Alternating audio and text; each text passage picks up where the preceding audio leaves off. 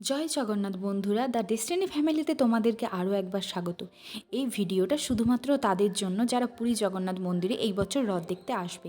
So ভিডিওটা skip না করে কন্টিনিউ করে যেও। তোমরা যারা ভেবেছো রবিবার দিন রথ মানে 7 তারিখ রথ টানার পর সোমবার দিন হোটেল চেক আউট করে বাড়ি ফিরবে, এ ভুলটা একদম করো না। কারণ সোমবার দিন সকাল অ্যাপ্রক্স 9টা থেকে ফুল রথ টানা হবে শোনা যাচ্ছে যতটা।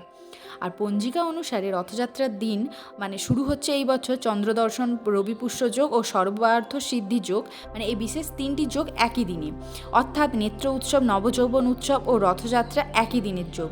তবে এইবার অবশ্য প্রথমবার নয়, আগেও বেশ কয়েকবার মানে 1909 এবং 1971 সালে এই 3 যোগ একই দিনে হয়েছিল।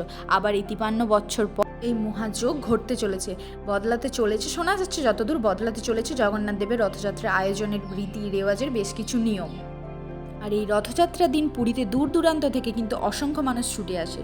তবে অনেকেরই হয়তো রথের রশিতে মানে টান দেওয়ার সুযোগ বা সৌভাগ্য হয়ে ওঠে না। তবে এবার কিন্তু সকলের মনস্কামনা পূর্ণ হবে।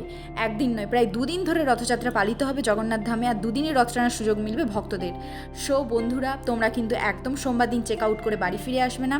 তোমরা চেক আউট করলেও মন্দিরে অবশ্যই থাকবে, মন্দিরে জগন্নাথ দেবের রথ টানার জন্য, রথের দড়িতে হাত দেওয়ার জন্য। জয় জগন্নাথ বন্ধুরা। ভিডিওটি ভালো লাগলে লাইক, কমেন্ট, সাবস্ক্রাইব এবং শেয়ার করে অন্যদেরকেও জানিয়ে দিও।